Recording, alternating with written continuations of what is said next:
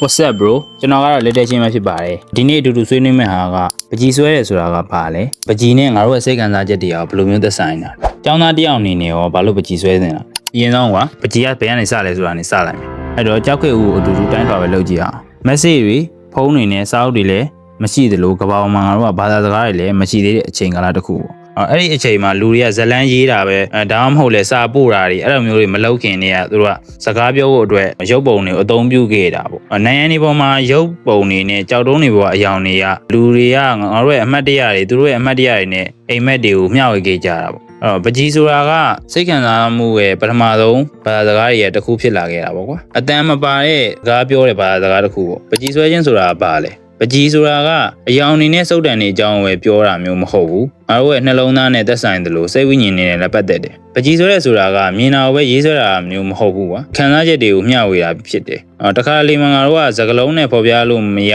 တဲ့ပျော်ရွှင်မှုဝမ်းနည်းမှုဒါမှမဟုတ်လေငါတို့ရဲ့မျှော်လင့်ချက်တွေကိုပကြီးနဲ့ဖော်ပြတယ်ပေါ့အဲ့တော့စိတ်ဝိညာဉ်အတွက်တိတ်ဆိတ်တဲ့ဘာသာစကားတစ်ခုဖတ်ပေါက်တစ်ခုဖြစ်လာတာပေါ့အနုပညာဆိုတာလည်းထူးချွန်တဲ့သူတွေအတွက်ပဲမဟုတ်ဘူးငါတို့ပုံမှန်အတိုင်းပဲခံစားနိုင်မယ်အဓိပ္ပာယ်ရှိတဲ့အနုပညာတွေကိုခံစားနိုင်တဲ့လူတိုင်းကလည်းအဓိပ္ပာယ်ရှိတဲ့အနုပညာကိုဖန်တီးနိုင်တယ်ပကြီးဆွဲဖို့အတွက်ရိုးရှင်းတဲ့အရာတွေနဲ့ပဲငါတို့စလို့ရတယ်စက္ကူတရွက်လိုမယ်စုပ်တန်တစ်ချောင်းအယောင်ဒါမှမဟုတ်လဲစက္ကူတရွက်ခဲတန်တစ်ချောင်းအဲ့ဆိုရင်ပကြီးဆွဲလို့ရပြီအဲ့လောက်ကိုရိုးရှင်းတာအဲ့ရိုးရှင်းတဲ့ဟာကနေပြီးတော့ငါတို့ကကြီးမားတဲ့ကဘာကြီးတစ်ခုပေါ်ပေါက်လာနိုင်လူတယောက်အတွက်ပဲဖြစ်ဖြစ်ကိုယ့်အတွက်ပဲဖြစ်ဖြစ်ပေါ့ကွာကျောင်းသားတယောက်အနေနဲ့မိုးရွာနေတဲ့နေ့လည်ခင်းဒါမှမဟုတ်တိတ်ဆိတ်တဲ့လမ်းတစ်ခုဒါမှမဟုတ်တငယ်ချင်းနဲ့အတူတူစော့နေတဲ့ပုံကိုဆွဲမယ်ဆိုရင်တော့ကျောင်းသား2ယောက်ကိုအတူတူဆွဲခိုင်းမယ်အဲ့ပုံဒါပေမဲ့ကျောင်းသား2ယောက်ဆွဲတဲ့ပုံကလုံးဝတူမှာမဟုတ်ဘူးလေဘာလို့လဲဆိုတော့အဲ့ပုံဆွဲတဲ့အချိန်မှာတယောက်ချင်းစီမှာဖြစ်ပေါ်လာတဲ့ခံစားချက်တွေလည်းမတူသလိုသူ့ရဲ့မှတ်ဉာဏ်တွေလည်းမတူအမြင်လည်းမတူစကေးလည်းမတူပေါ့ကွာပြောမှဆိုရင်နောက်တစ်ခါပကြီးမှာသုံးတဲ့အယောင်